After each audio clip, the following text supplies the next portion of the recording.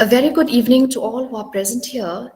It is my pleasure to welcome all the participants and all the three eminent speakers who have spared their valuable time to come here in this platform to share their knowledge and vast experience in their specific field of study in this virtual international faculty development program organized by Shillong Law College in collaboration with Cape Comorin Trust.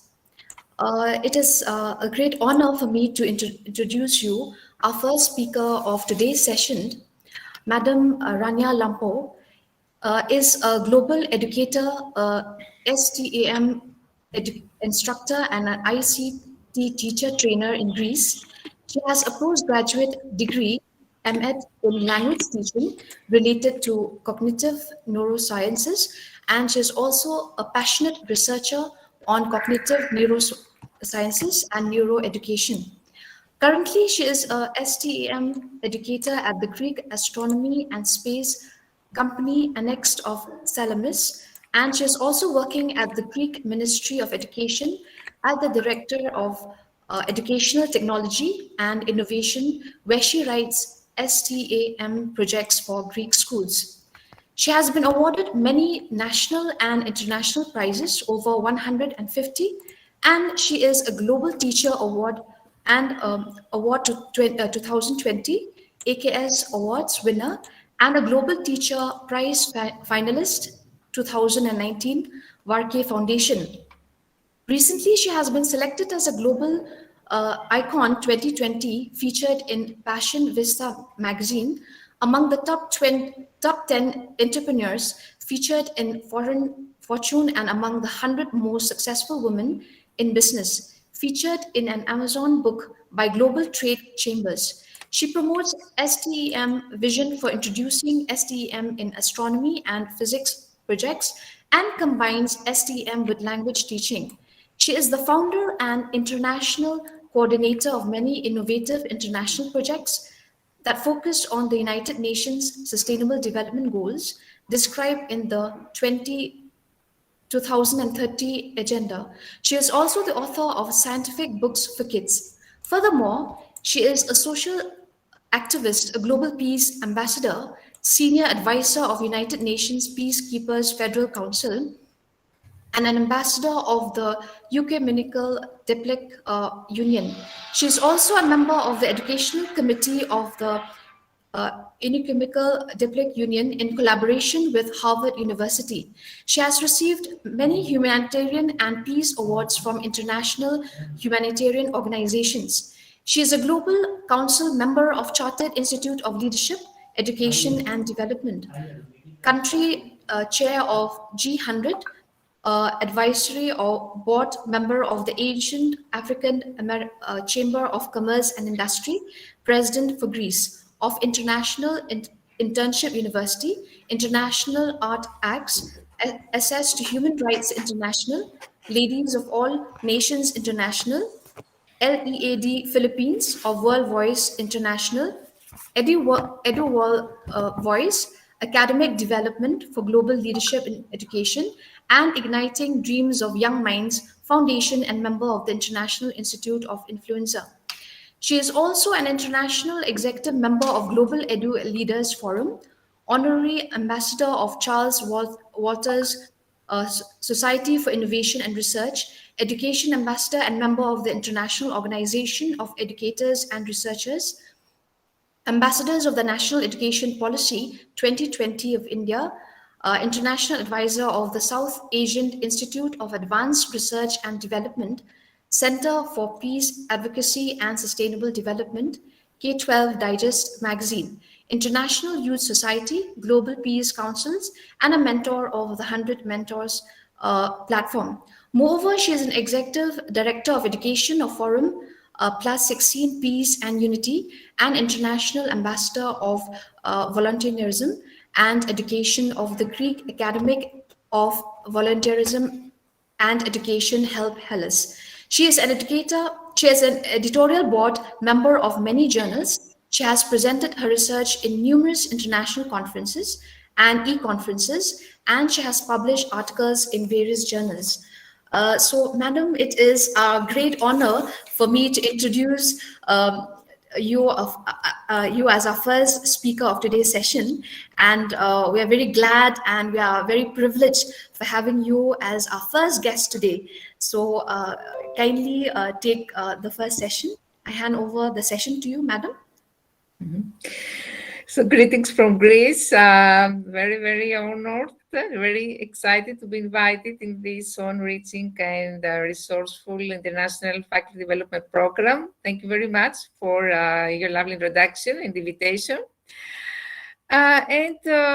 Today we're going to explore actually research methodology in gender studies, in women's studies, because I think that the gender research offers updated empirical knowledge about the gender practices, norms, and discourses in significant ways. And the field can produce notions, methodologies, and theories with which we can grasp how gender categories are entangled in other categories also in practices.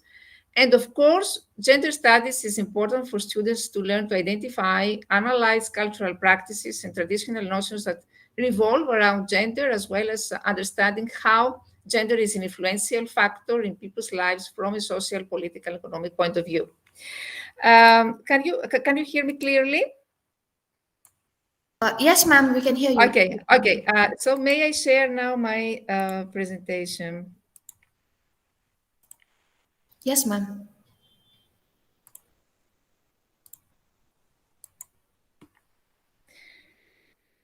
Can you see now my presentation? Yes, ma'am. So actually research is a voyage of discovery, unfolding truth by systematic scientific search for pertinent information on a specific topic. And it's considered to be a formal, systematic, intensive process of fact-finding, experimentation, analysis of data, and arriving at valid conclusions. Research has to be an active, diligent, systematic process of inquiry in order to discover, interpret, or revise facts, events, behaviors, and theories. And research methods are techniques for gathering data and are generally dichotomized into being quantitative or qualitative. And what could be, of course, the objectives of research: to discover new facts, to verify and test important facts, to analyze events or processes, to identify cause and effect relationships, develop new scientific tools, concepts, and theories to solve problems, to find solutions to scientific and non-scientific social problems, to overcome or solve problems occurring in our everyday life. And what about research methodology? Research methodology explains the overarching theoretical and philosophical frameworks which guide the research. And of course, it works as a framework within which the researcher works. It is even accurate to consider as the inception of the research. A researcher can employ different methodologies, and this will allow the person to look at the research problem from different angles and use different methods, techniques, and different perspectives. And as we said before, there are some research approaches: quantitative research, qualitative, pragmatic approach to research, or advocacy, participatory approach to research. Quantitative, generally associated with the positivist, post-positivist paradigm. It usually involves collecting or converting data into numerical form so that statistical calculations can be made and conclusions can be drawn. And qualitative research, why? Because it is usually associated with the social constructivist paradigm, which emphasizes the socially constructed nature of reality. It's about recording, analyzing, attempting to uncover the deeper meaning and significance of human behaviors and experience, including contradictory beliefs, behaviors, and emotions. Qualitative research is actually, it has been described usually as a form of social inquiry that focuses on the way people interpret and make sense of their experiences and the world in which they live. And it refers to a study process that investigates a problem where the researcher conducts the study in a natural setting and builds a complex analysis by way of rich description, explanation, as well as a careful examination of data. So we have a question. It has been argued that methodology has been gendered, with quantitative methods traditionally being associated with words such as positivism, scientific, objectivity, statistics, and masculinity. And in contrast, qualitative methods have generally been associated with interpretivism, non-scientific, subjectivity, and femininity. These associations have actually led some feminist researchers to criticize or even reject the quantitative approach, arguing that it's in direct conflict with the aims of feminist research. Feminist researchers have accused quantitative positivist methods of ignoring and excluding women and adding women to male knowledge. Feminists have also criticized the context-stripping nature of traditional methods such as surveys, questionnaires, psychological tests and experiments, and even interviews, as a result of which the reality of human experience and more women's experience is lost. And also, feminists have emphasized the importance of social context, insisting that feminist methods should be contextual because they needed to we need to avoid to be cut off from interactions and relationships with other people. And also, they have criticized traditional quantitative research in which people are transformed into object-like subjects with the interests and concerns of research participants completely subordinated to those of the researcher. It has been therefore argued that the qualitative methods are more appropriate for feminist research as they are best suited to reveal and understand experiences of women in contemporary society and adequately should address the needs by allowing subjective knowledge, thus challenging the partial accounts of the gender lives of both women and men. And in feminist research, respect for experience and perspective of the other is upheld, with many feminist researchers expressing commitment to realizing as fully as possible women's voice in data gathering and preparing an account that transmits those voices. Furthermore, feminist research is characterized by non-hierarchical relationships between the researcher and the participants. And all this, of course, revolves around the feminist theory, which is the extension of feminism into theoretical or philosophical discourse. It aims to understand the nature of gender inequality. It examines women's social roles, experiences, and interests, while generally providing a critique of social relations. Much of feminist theory also focuses on analyzing gender inequality and the promotion of women's interests. And feminism is actually a complex set of political ideologies used by the women's movement to advance the cause of women's equality and put an end to sexist theory and the practice of social oppression. It is also a variety of interrelated premises used to observe, analyze, and interpret complex ways in which the social reality of gender inequality is constructed, enforced, and manifested from the largest institutional settings to the details of people's daily lives, which includes feminist also scholarship. And what could be the goals? There are actually many different conceptualizations or variations of feminism. Some of these perspectives are concurrent with each other, some build off each other, and some are in strict opposition to each other. Of course, what would be the goal? Would be the ultimate goal: contribute to the improvement of society and the lives of all, irrespective of gender, race, ethnicity, and national origin, and other related variables, and of course, specialize in the issues and social problems specified above. And as we said before, some of contextualization is, first of all, liberal feminist perspective. Liberal feminism is a traditional perspective that was established as a part of the first wave of feminism and is often the root of comparison when we construct contemporary contextualizations of feminism. And this actually argues that society has a false belief that women are by nature less intellectually and physically capable than men. And another conceptualization of feminism is the radical perspective that actually calls for this perspective calls for radical reordering of society in which male supremacy is eliminated in all social and economic contexts.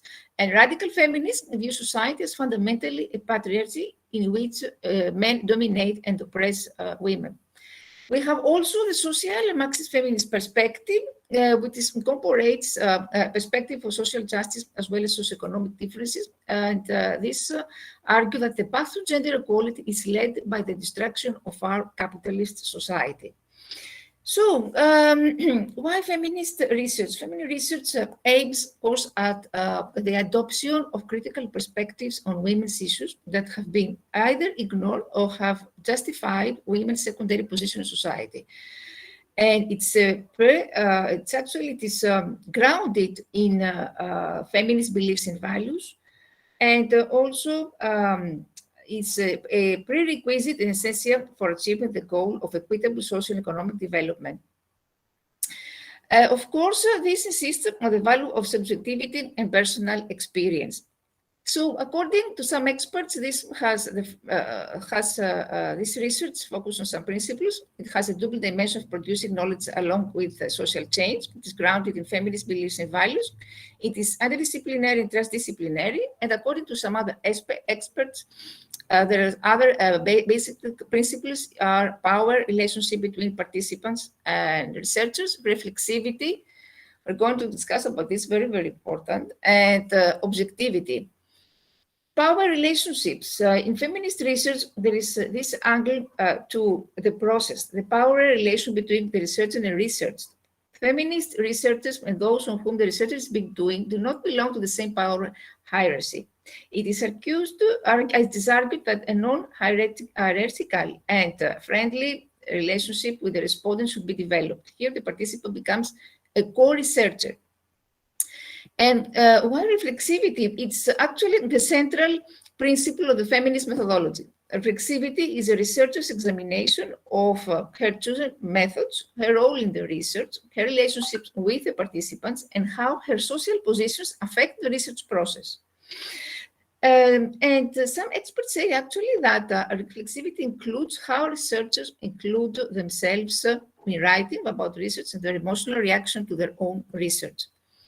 Objectivity, because this aims at making the research process objective. Standpoint theories place women's experiences and lives at the center of research, and they acknowledge that experiences produce knowledge, and knowledge divorced from experience is colonizing, appropriate, and oppressive. So why gender-sensitive research? Because it takes a research that takes into account women's and gender issues can lead to more effective and sustainable development policies and programs. And strategically planned and executed research that takes into account this can result in more thorough, participatory, and relevant conclusions. And of course, women are essential contributors to development processes and development self-impacts, and it's impacted by women and men in different ways. And of course, the importance of taking both sex and gender differences into consideration. This is evident example, for instance, in the healthcare, the field of healthcare medicine development. For years, researchers used the male subject as the norm, disregarding biological differences between men and women and what these differences might mean, for instance, to drug testing and the different impact of disease on men and women. Some studies found that exclusion of women, for instance, from clinical research was detrimental to women's health.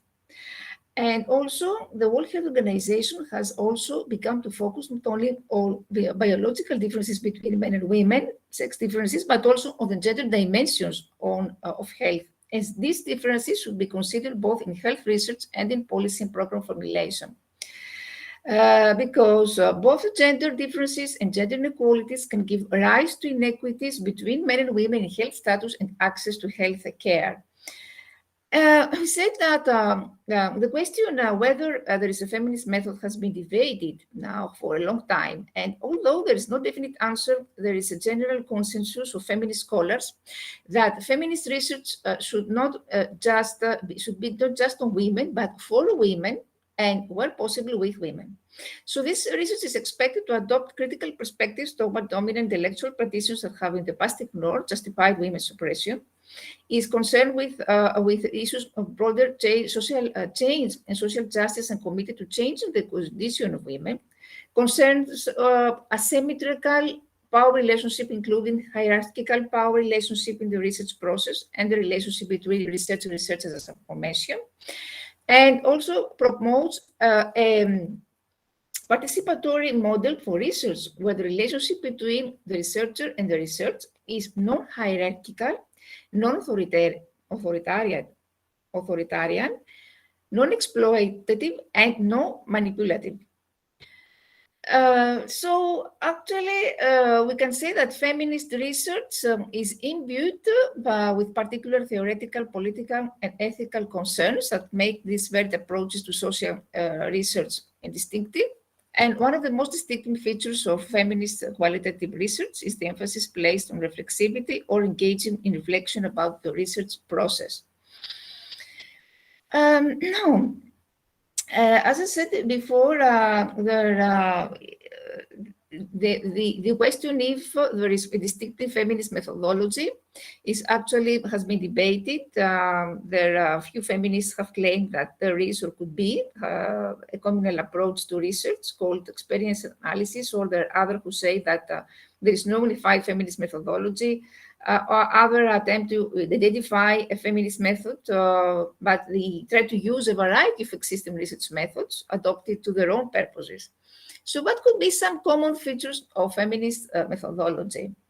The raising influence of gender relationship. Probably the most central feature of this methodology is the ubiquitous concern with gender. It is because of differences in the social position and power of men and women that gender relations are held to pervade social life. And for this reason, feminist researchers are committed to describing, explaining other ways, interpreting the female world.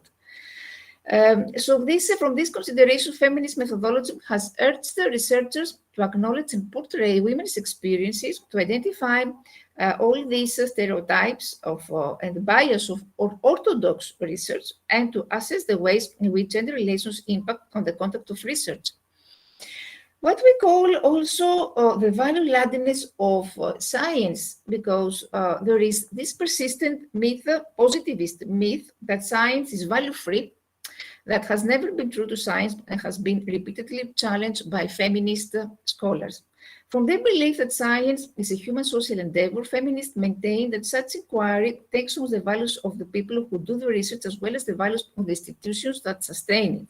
So positivist empiricist research has been undertaken to produce secure factual knowledge bereft or explanatory power, which has served to maintain the status quo in respect to women's oppression.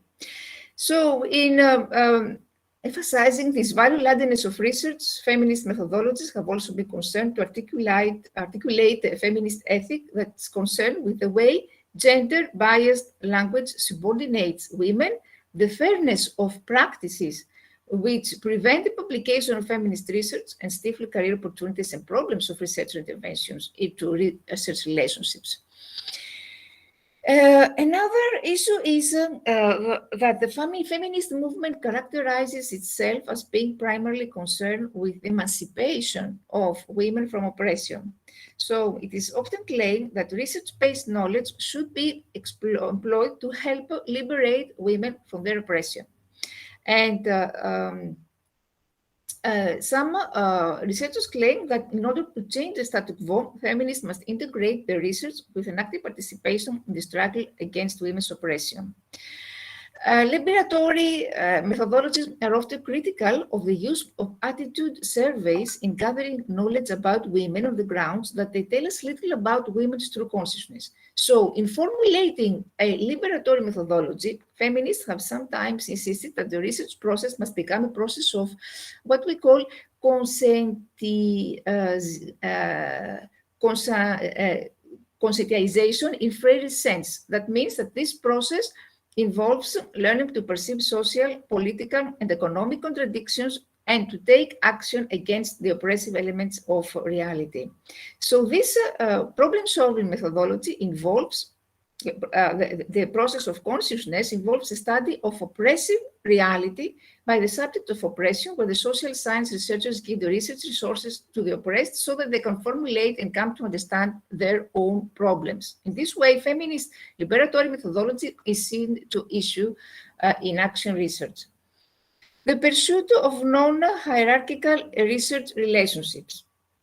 This actually contrasts with what I said before, positivism, empiricism penchant for assigning the researcher a position of epistemic privilege. And this particular feminist methodology seeks to replace this epistemic privilege of a professional researcher by democratic participatory inquiry, where the researcher and research enter into a social relationship of reciprocity, in which there is a complementary recognition of their equal agency. And the establishment of relationship of non-hierarchically also also requires a replacement of a spectator view of knowledge with conscious partiality, which the researcher achieves by partially identifying with the researched. And what some other also methods of research method for gender research methods is meta-analysis. Meta-analysis is actually an approach to research integration, but involves the statistical analysis of the results of data analysis from many individual studies in a given domain in order to synthesize those findings. And some researchers see meta-analysis making a significant contribution to feminist research by providing strong quantitative conclusions about the extent and magnitude of gender differences.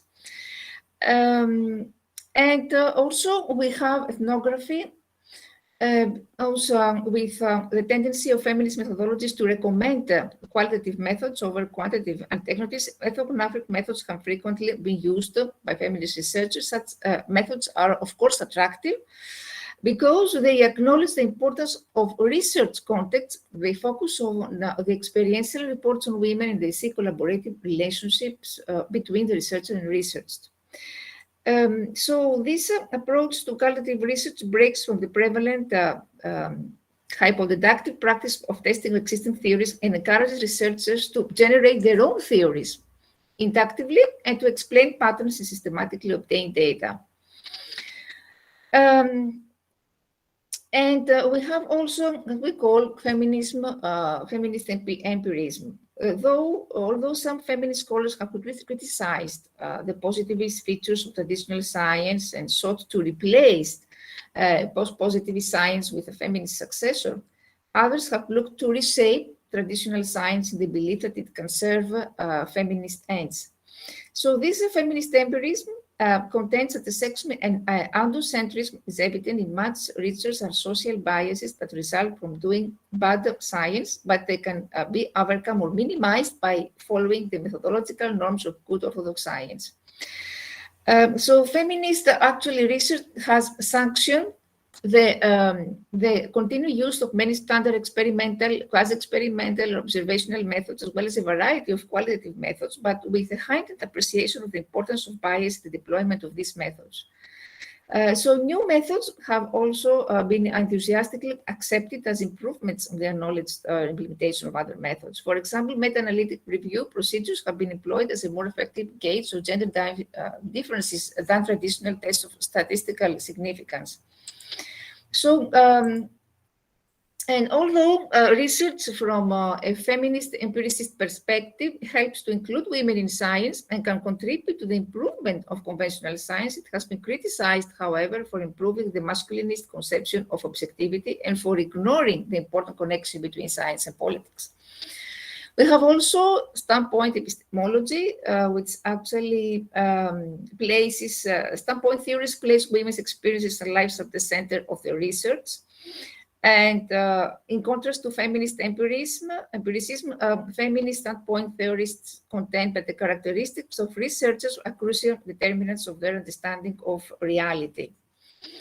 Finally, we have also feminist postmodernism, which actually rejects the epistemological assumptions of modernism, enlightenment thought. And this stands opposed to the foundationalist grounding of knowledge, the universalizing claims for the scope of knowledge and the employment of dualistic categories of thoughts.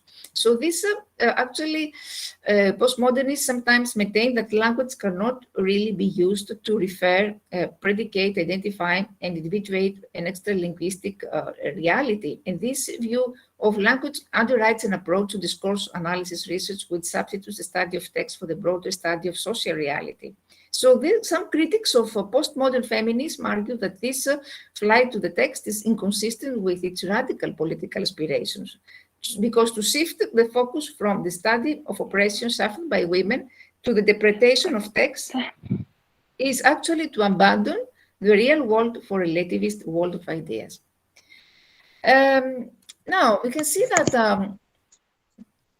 some features of feminist methodology Despite the variety and flexibility of gender research methodologies, there are several commonly agreed upon methods to conduct gender-sensitive research, and we can mention a list of characteristics here.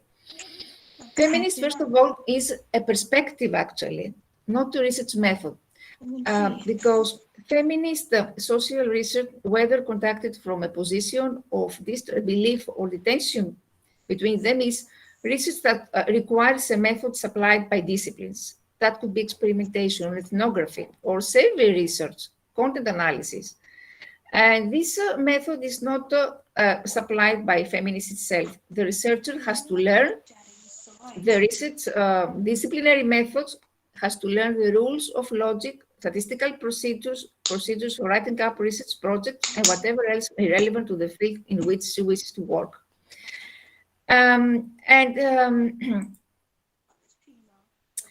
Also, we can see that there is feminists use a multiplicity, a variety of research methods, because they demonstrate creativity in the choice of metaphors to characterize research, everything from science to journey to play. That means that the feminist research, it goes everywhere in every direction, into all the disciplines, and uses all the methods, sometimes singly and sometimes in combination. So actually, social research methods, social research methods such as oral history, case studies, and content analysis. So usually feminists actually value inclusiveness. We're talking about inclusiveness here, more than orthodoxy, as I said before, which allows room for creativity in all aspects of the research process, including terminology. Even among users of one particular method, it's a variety of approaches, which in turn leads to controversy, as in discussions about, for instance, discussions in interviewing. And another thing is that it involves an ongoing criticism of non-feminist scholarship, and why, despite this multiplicity that I've mentioned, feminism is not open to everything. Feminist researchers are critics, and we constantly are on lookout for what we perceive to know feminist consciousness.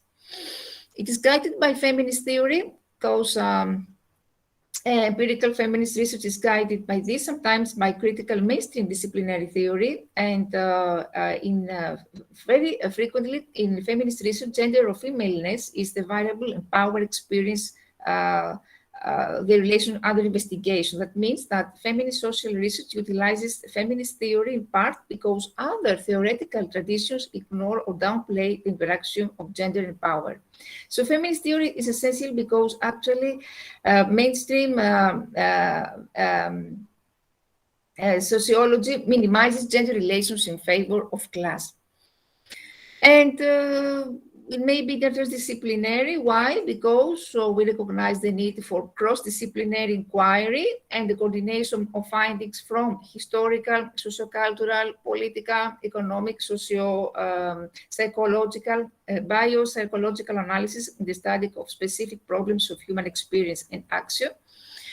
And why aims to create social change, because the national feminist community remains concerned that social research contribute to the welfare of women and contribute to knowledge. This is the dual vision or dual responsibility that many feminist researchers see as part of their multiple responsibilities.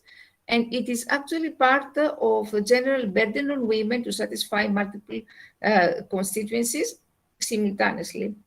So for many, feminist research is obligated to contribute to social change through consciousness raising or specific policy recommendations. And it strives to represent human diversity because feminism acknowledges the paradox that women are all alike in some ways and dissimilar in others. Females include people from all ages, and all also economic backgrounds, social backgrounds, all professions. So feminists take pride in recognizing women's diversity also. Diversity has become a new criterion for feminist research excellence. Furthermore, it frequently includes a researcher as a person. Many feminist researchers describe how the project stem from and are part of their own lives. Sometimes some discussions, there is a continuity between the current research of the researcher and her childhood concerns. And here we can see how feminist researchers are likely to describe sometimes the actual research process as a lived experience, and is likely to reflect on what she learned in the process. It frequently attempts to develop also spacious relations between researcher and research. In these projects that involve interaction with people, feminist researchers frequently express a sense of connection to the actual people studied. And in other forms of research, such as content analysis and experiments, interaction between subject and researcher is not part of the data collection process, and therefore it's irrelevant. And also characteristic of feminist research seems to be a desire on the part of researchers to address the reader directly and to forge a connection between her and between the reader and the people studied. So now, what could be main characteristics of gender research here? If we want to conduct gender research session. Gender roles and relations, taking gender issues into account throughout the entire research process. And this has actually two sub-thematic axes. The gender roles are the socially constructed roles that women and men assume as a result of being born male or female, which imply different norms, standards, behaviors, and opportunities for each. And that gender relations are the power relations that exist between men and women. As a result of these roles, which tend to favor men in access and control over resources and decision-making at the household, national, local, and the national levels. Gender analysis. We need systematic gathering, examination of information on gender differences and social relations in order to identify, understand, and redress inequities based on gender at each stage of the research process. Gender also versus women, getting the definitions straight, not equating gender with women, and understanding that women are not a single homogeneous group, but they're differentiated by class, by ethnicity, sexuality, and religion. Inclusion diversity, because you need to involve all the actors and composing target groups, survey samples, etc., as diversely as possible. You need to pay special attention to include the voices of marginalized also groups. Changing the research process. Why? Because doing research in a way that empowers women, including bottom-up research techniques. Doing research with people rather than on them. Treating of standard science and social sciences, research theories and methods, because you need to questioning the concepts of objectivity and universality, valuing experiential knowledge, inclusion of emotion, contextualization, practicality, and self-reflexivity. Interdisciplinarity, as I said before, very important because topics and methods drawn from many different academic fields are important, and emphasis should be placed on the multiple dimensions of social problems. Analysis of power hierarchies, because taking action to address power inequalities between researchers and research participants, well among the participants. We need to include the explicit acknowledgement of research agendas and researcher subjectivity, participatory research methodologies, polyvocality, etc. Non-traditional qualitative research methods, such as life stories or personal histories, that includes why it's important because they include the voices of the research participants. And research as political action, because this goes beyond research. For the sake of increasing knowledge and information, and envisions research as form of political advocacy that should aim to generate a concrete impact on policy and program formulation in order to better improve the life of women, create social change, as I said before, including with social institutions, structures, and cultures. So how you can actually gender your research in 5 phases. Phase 1, you can choose research topics and research objectives. The first step in the research process is choosing a research topic and identifying research objectives. For instance, what are the stakeholders from whom will the research be useful?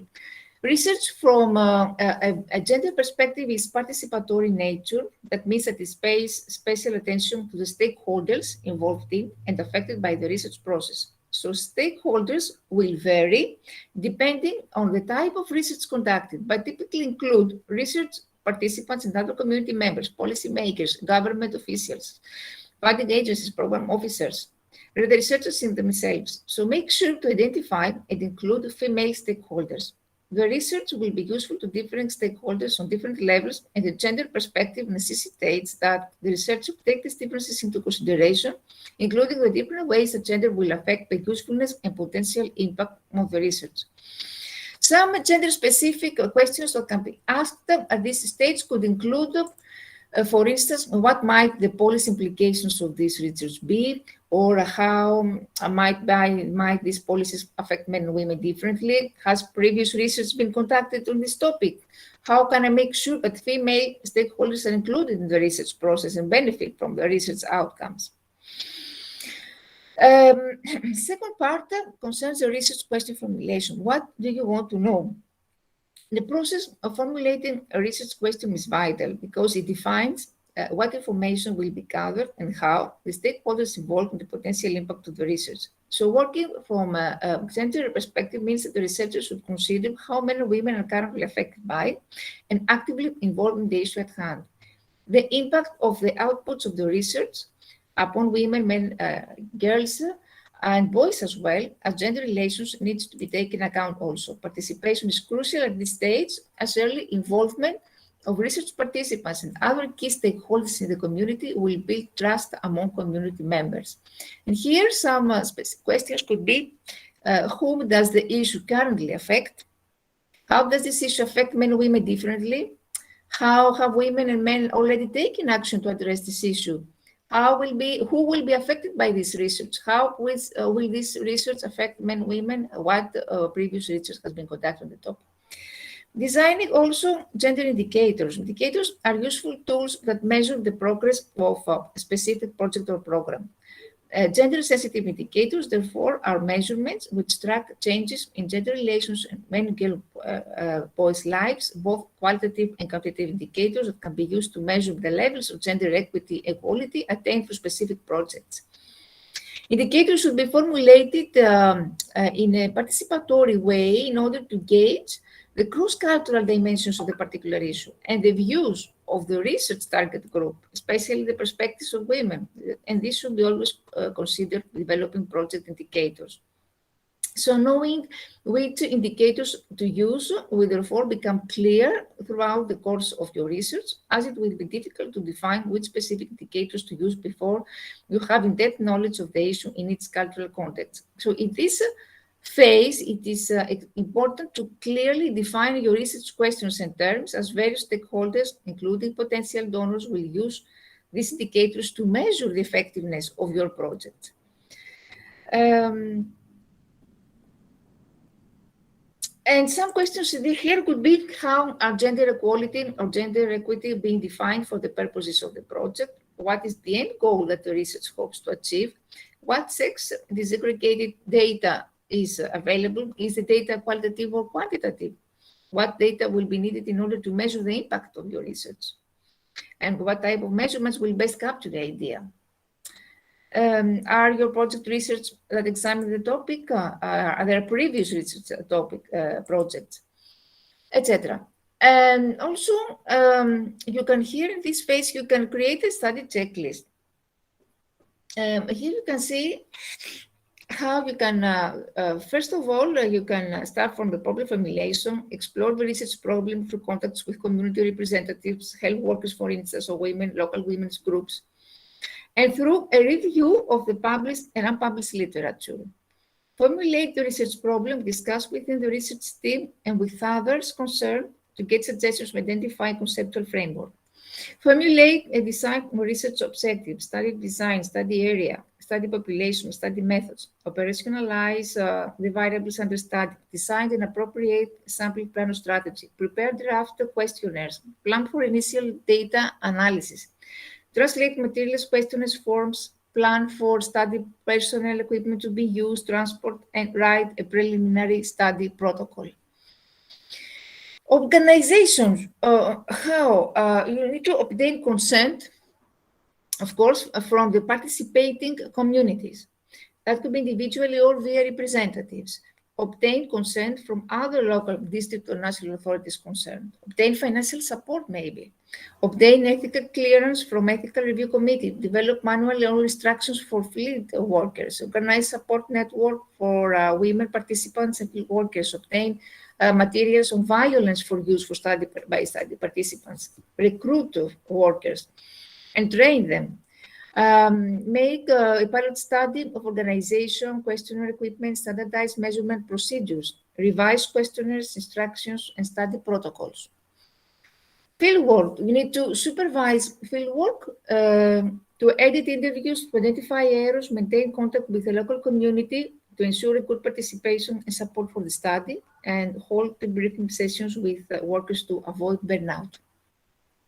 Analysis and reporting, why do we need to control here data entry to minimize errors, discuss quality of data, inspect the data matrix together, perform preliminary analysis, discuss with research team and with community representatives and relevant authorities, complete final analysis and interpretation, report back to community, health authorities, political authorities, and discuss consequences and possible actions, present results and reports and publications for both local and broader audiences, and plan for intervention and evaluation. Phase 2, you need to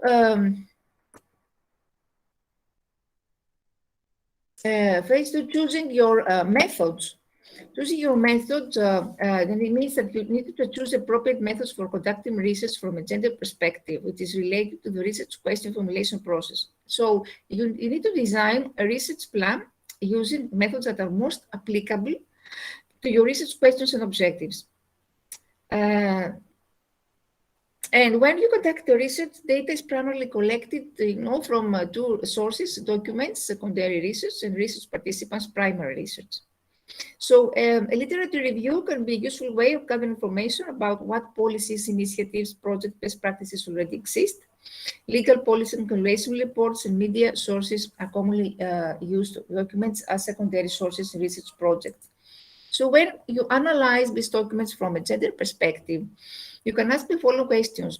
How do these policies and laws affect men and women differently? Do women and men receive different levels of benefits from the policy being reviewed? Is the language used gender neutral, gender fair, or does it reinforce gender roles and stereotypes? Have women been involved in drafting these documents? And do I have access to a full range of documents, etc.?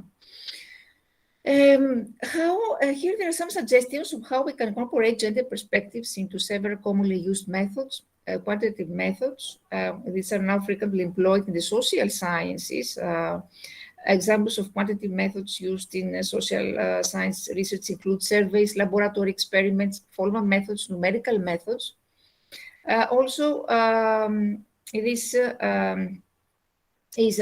Quantitative data is most commonly collected by using standardized questionnaires or surveys. Qualitative methods, it is possible to conduct feminist qualitative research using a range of research methods such as life histories, interviews, focus groups, conversational analysis, diaries, letters, documents and text, questionnaire statistics, content analysis, oral history, ethnography, discourse analysis.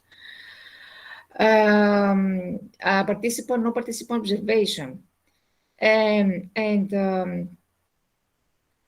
We can see that all these qualitative methods can be done within most fields in a variety of approaches and methods that could be employed. Are well suited, all these qualitative approach to research from a gender perspective. Why? Because they allow for a more nuanced approach to the issue, which is essential when we conduct gender-specific research, especially in the case of sensitive topics such as violence against women. Open-ended reviews can be an excellent supplement with additional quantitative survey, as the information gathered can be more complex, detailed, and personal. Some ways we can include the gender perspective could be select interview sample, group sample, to take into account the diverse experiences of men and women. When you structure interview questions, make sure that they are tailored to take gender differences into account. Frame the interview around structured gender-specific questions, but be sure to allow for the full participation of the interview. There are some experts have shown that although personal interviews are labor-intensive, they are also the best way of collecting high-quality data. Interviews capture the multitude of subjects' views of the theme so that the researcher comes to see the respondents' complex social world. Group interviews are said also to facilitate such connections because they can go beyond uncovering already existing meanings produced by already constituted subjectivities. They can bring into being new meanings, so participants can gain access to new information, new ways of thinking. Focus group discussions, commonly used when we conduct research from a gender perspective.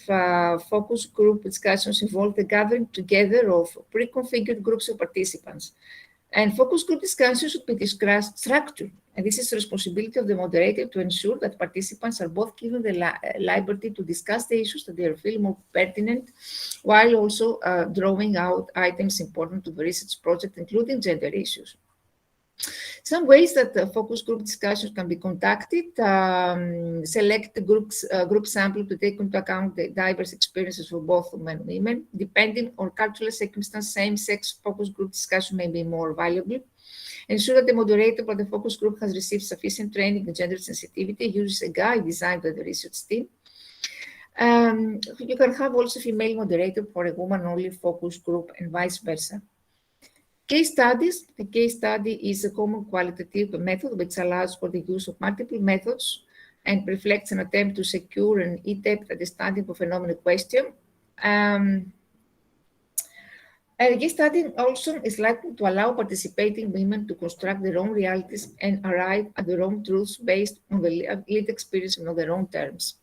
Discourse analysis. There are many definitions of discourse analysis in the literature.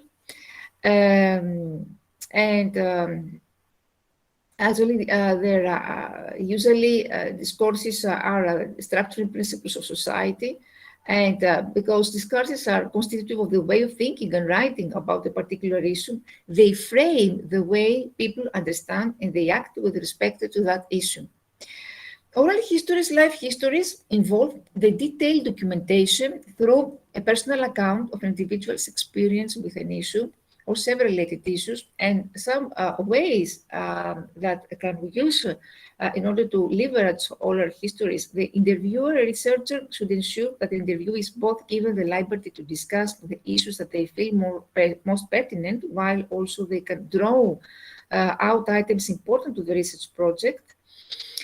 And another important is the participant observer, one of the most commonly used methods for conducting participatory research. The participant observer method derives from the understanding that insight into a community's values, dynamics, internal relationship structures, and conflict is best obtained from their observed actions rather than from surveys or interviews. So the participant observer attempts immersion to the extent permitted in local life in order to understand and document how societies work.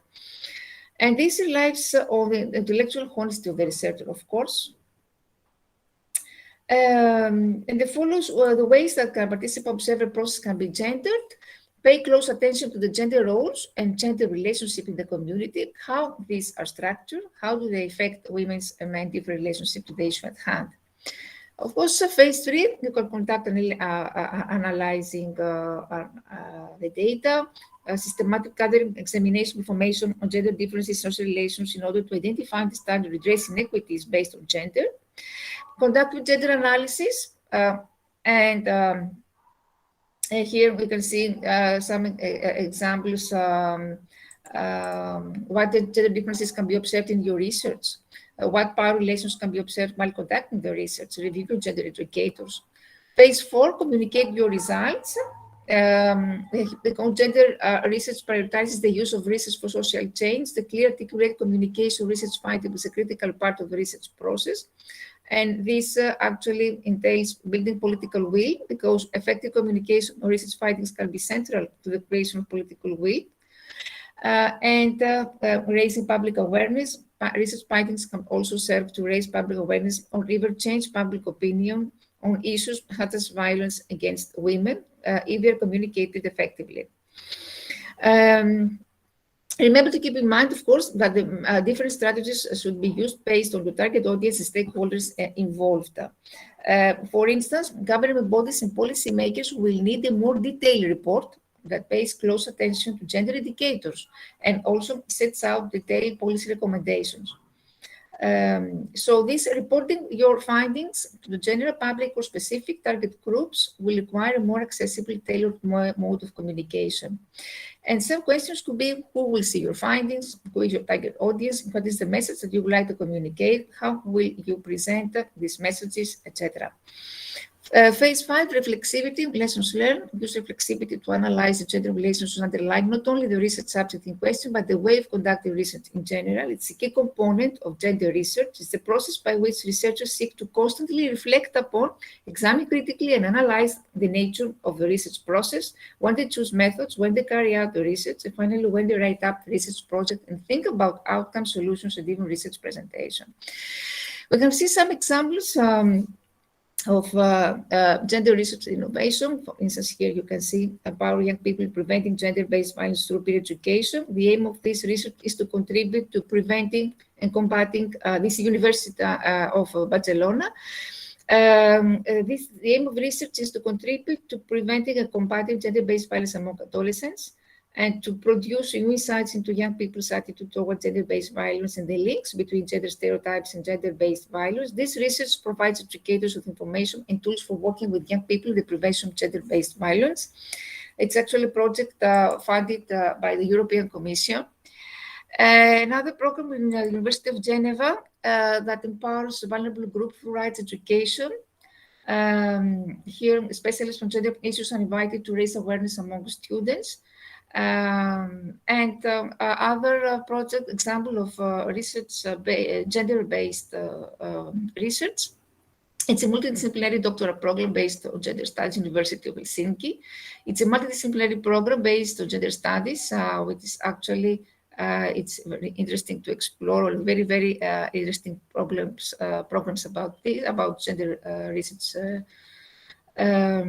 examples. Understanding and changing gender assumptions in physics.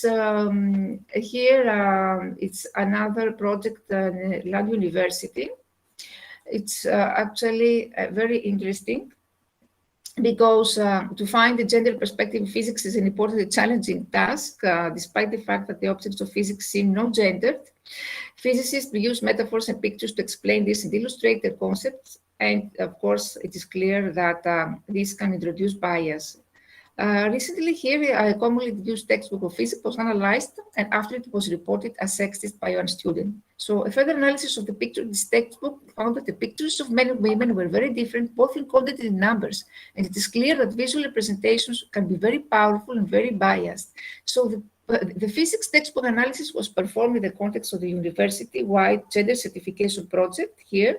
In assessment of the project, after 5 years, it was found that the physics department not only had been able to attract more women students and highly women professors, it had also worked systematically with methods very similar to the ones outlined in the project. Through several workshops, physicists analyzed gender assumptions in their teaching and research, and as a result, academic staff rethought their teaching, including concepts and language, changed the research questions and priorities. The project is a University of Oxford. Women suffer from more mental illness because mental health professional psychologists give surprisingly little attention to the question of gender differences. Research looking at international epidemiological data shows that in any given year, total rates of psychological disorder are higher in women than men. So this is also important. Gender-sensitive sports education also, findings of gender research by taking up an educational curriculum at universities and beyond, and in order to raise up awareness and educate future sport professionals about gender diversity and equality issues. Here this program was developed. And general strategies for gender research sustainable development in the University of Zurich in Swiss. So by concluding, I want to say that feminist researchers are creatively stretching the boundaries of what constitutes research. They're versatile, many of them having engaged in numerous methods, and most important, they are not uniform. Some of them choose to use a personal voice. but formats are being developed for those who choose not to do so. Some of them see feminist research as self-reflexive, collaborative, attuned to process, oriented to social changes, and designed to be for women rather than only of women. And some of them are concerned with racism and heterosexism. Some express feminist distrust. Some begin with their own experience. Some incorporate a critique of androcentrism, and some are concerned primarily with the empowerment of women. I think it's a very fascinating field for someone to explore. It both our attention and our effort to discover it. Thank you very much for your attention. Do you have any question? Of course, I am at your disposal. Thank you so much, Madam Rania Lampu, for that excellent deliberation from your side. And you have spoken about the objectives of research methodology, and then the research approaches, and then the qualitative research, the types of research, and then is methodology gendered? You have spoken on that also, whereby quantitative methods and qualitative methods. And then the feminist theory, mostly you've extensively, have gone in depth on that, and we really, we have really benefited, especially for those research scholars or those who are pursuing for the research. I'm sure they have really benefited from your presentation, and you have spoken about the goals of feminist perspective, and then feminist research, and methods, and also the characteristics of gendered research, and those gendering research in 5 phases. You have also spoken on that, and the examples you have also given of gendered research and innovation. So it was a really interesting and very insightful session, Madam, you have given us. And if there are any questions from the participants, we can take up now. As on the chat box, there are no questions. So if anybody have any questions from the participants, you can unmute yourself and you can answer, Madam, right now. Does anybody have any questions?